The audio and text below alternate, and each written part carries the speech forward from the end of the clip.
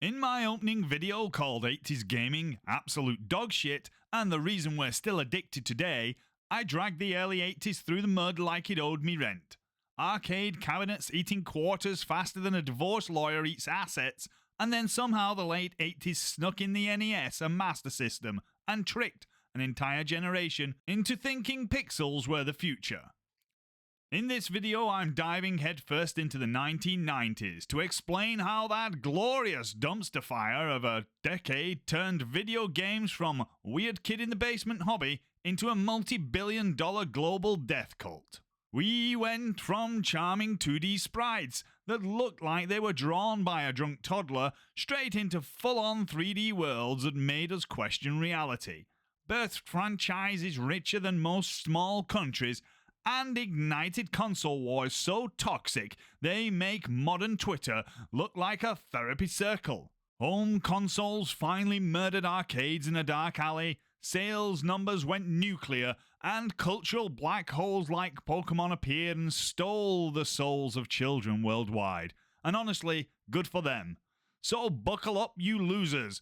Here's my unhinged autopsy of 1990's gaming titled 90's Gaming, the Polygon Wars, CD Orgasms, and Sony's Brutal Cockblock. The 1990's.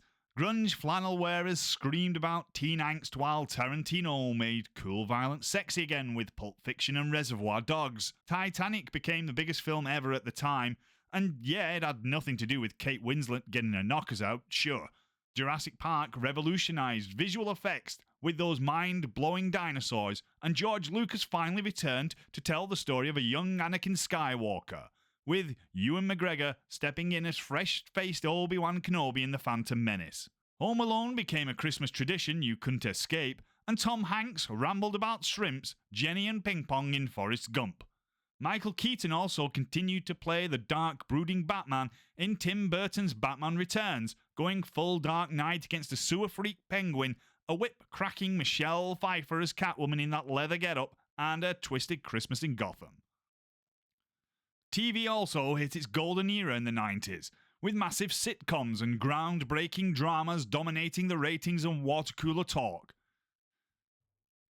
Hit shows like Roseanne, the working-class powerhouse that topped charts early in the decade, Frasier, the sharp Emmy-sweeping Cheers spin-off, and Seinfeld, the show about nothing that became the ultimate late 90's king, ruled the Nielsen's, often trading #1 spots and pulling 20 million viewers per episode at their peaks.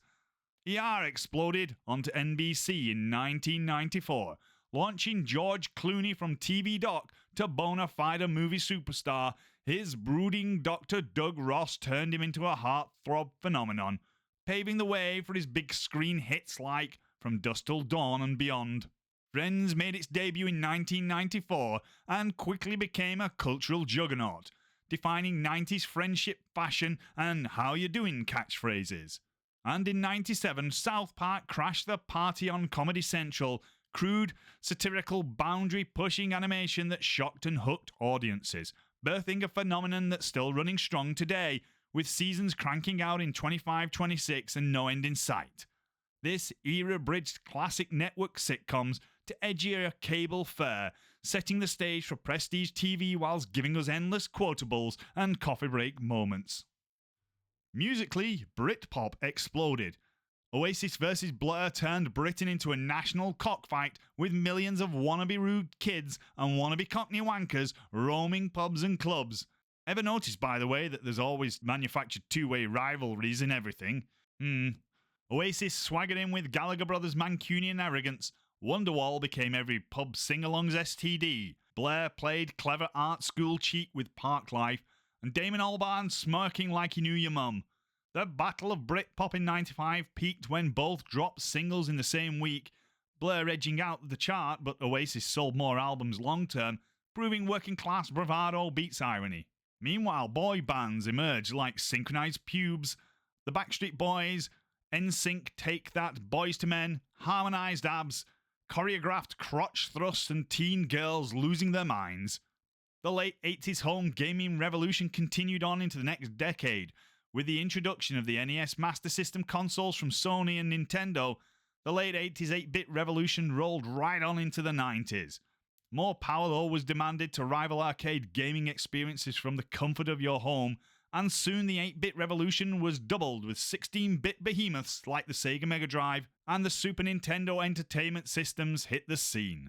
In the blood-soaked arena of the 16-bit supremacy, Sega's Mega Drive crashed the party in 1988, blitzkrieging the market with a zippy Motorola 68000 CPU clocked at a blistering 7.67 MHz. That's blast processing, baby.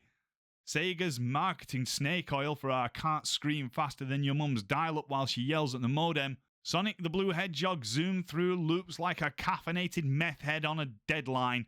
Arcade perfect ports like Altered Beast, Golden Axe, hacking skeleton conga lines, Streets of Rage drop kicking thugs into Next Tuesday, Revenge of Shinobi slicing ninjas with style, and Gunstar Heroes exploding everything in twin stack chaos. FM synth tunes from Sonic 2 and Comic Zone, blasted ears, bleeding chiptune bangers we pretended were symphonies, while we streamed raw PCM audio like savages. Sega screamed, "Sega does what Nintendo don't." Code for, "We rent porn games, allow blood in Mortal Kombat, and let you play gritty stuff while Nintendo clutches pearls." Meanwhile, Nintendo's Super Nintendo Entertainment System slinked in like the cool kid with actual homework done.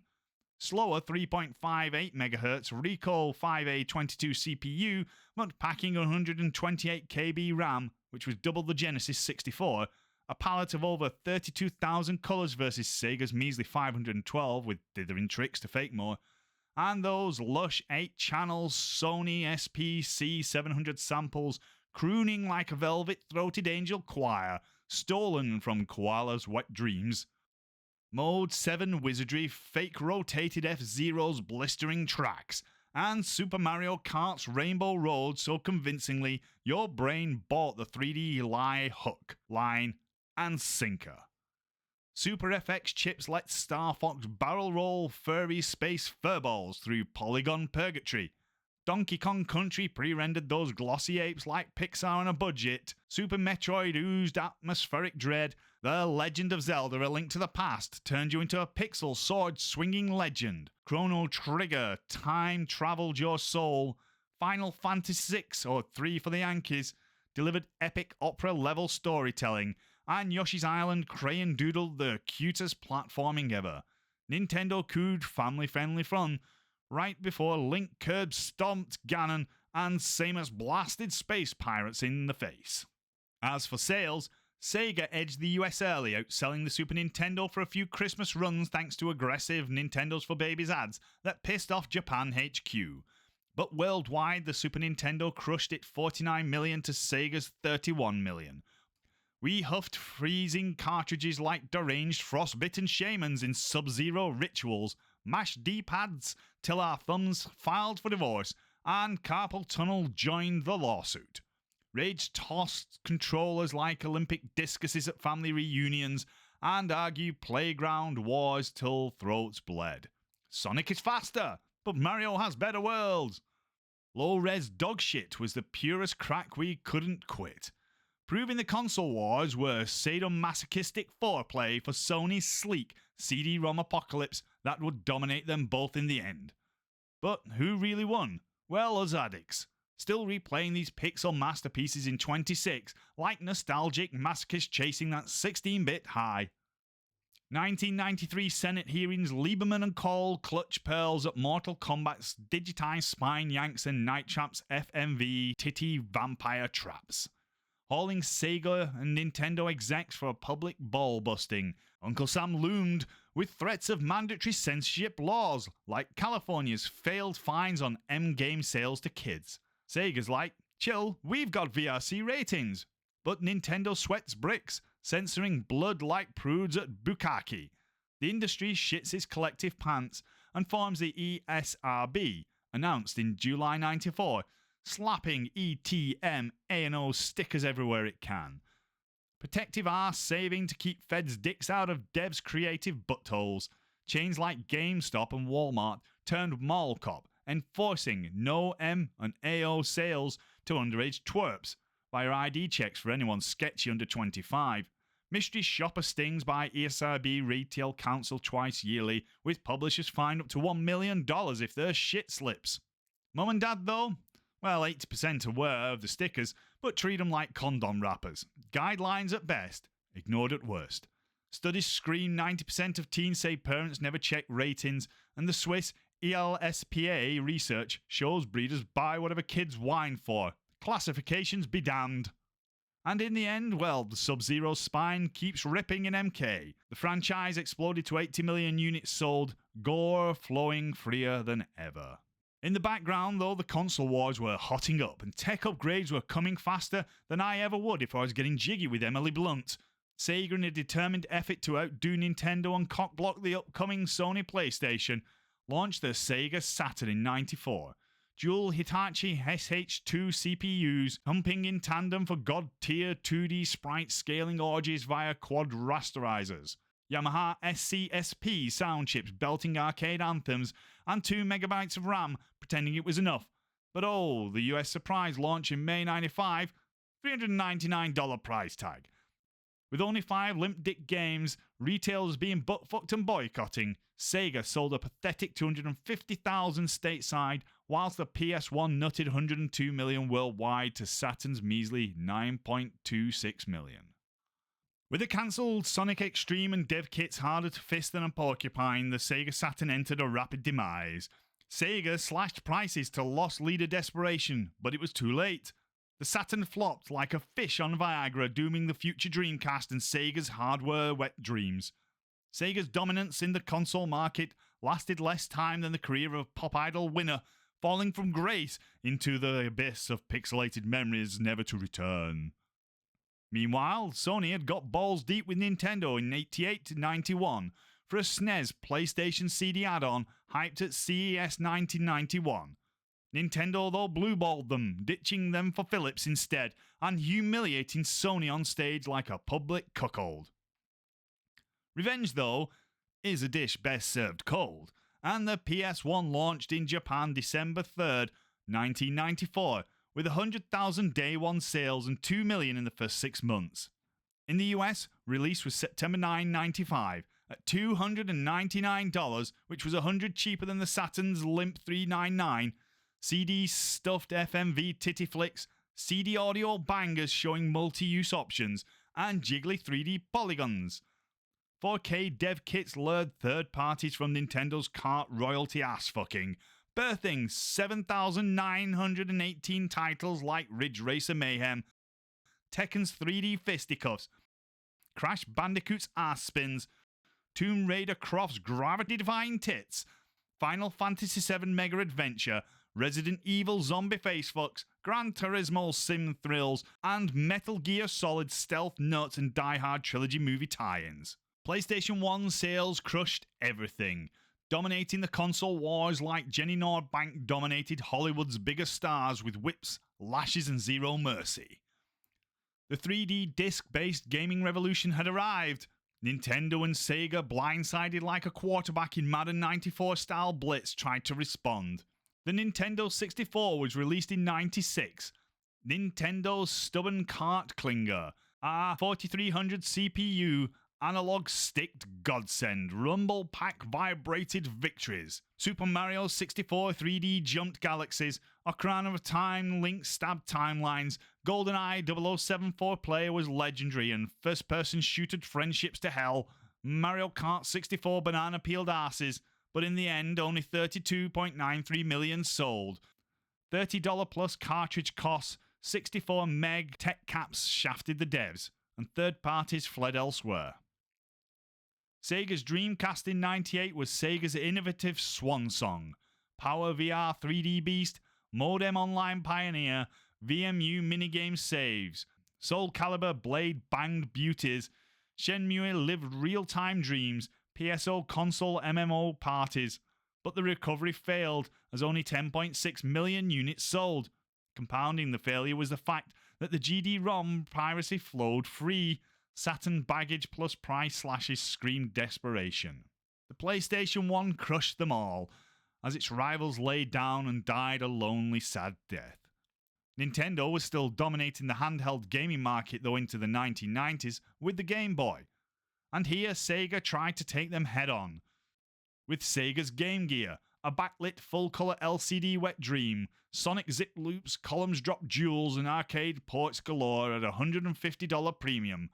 However, it was even more of a battery-sucking vampire than the Game Boy, lasting 3 to 5 hours on 6 AA batteries, or 2 hours with a TV tuner. It weighed heavier than Jordan's tits, and the outdoor sun turned the screen into pissed yellow glurfest. With 11 million sold by 97 from the 91 early 90s release, it was discontinued. Sega rage quit handheld, leaving the grey, blocked cult relic we love today standing alone, still unrivaled in terms of dominance of the handheld market. While consoles sling carts like limp-dick arcade ports, 90s home PC exploded from Amiga has-beens to Pentium-powered boner machines. Windows 95 dropped DirectX Lube for plug-and-play bliss. No boot dis or config sys diarrhea. Sound Blaster cards moaned real grunts. 3D-FX Voodoo GPUs awestruck with 3D acceleration, making Quake strafe jumps orgasm-inducing gloriousness. The gaming perks with PC were numerous. FPS god-tier Doom 93, shareware shotgun blast demons, WAD mods spawned porn levels and LAN deathmatches, consoles envied the frag orgies. RTS Empire builders like Warcraft, Command & Conquer base rape foes, StarCraft Zerg Rudge Souls, mouse micro and hotkeys crushed console pads, endless expansions and custom maps fueled LAN apocalypse parties. Champ Manager 92 started the spreadsheet sim revolution, the beginning of the football manager phenomenon we see today. Well, except for Football Manager 26, which the less said the better. RTS FPS modding turned PCs from solely office drones to gaming gods. LAN cafes boomed, hardware sales skyrocketed, esports seeds planted with StarCraft Pro Leagues in Korea, piracy and mods democratized development, birthing communities that console loyalists couldn't touch. The PC Master Racer birthed its embryo in the belly of the gaming beast, seeded to burst forth like a chestbuster, erupting from John Hurt. Arcades ruled the roost till 96, then home consoles raw dogdom.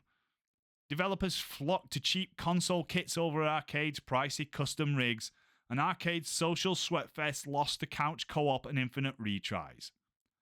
Arcades tanked 60% by the decade's end versus consoles doubling, closing en masse in the West, with high operational costs, saturation, home convenience sealing the coffin.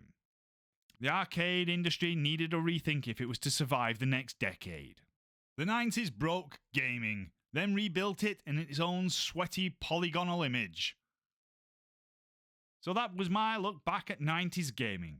Next time I'll be taking a dive into the new millennium as the 2000s hit with millennium bug fiascos and the emergence of the new console wars between Sony and Microsoft. Now excuse me while I go cry over my dead Dreamcast.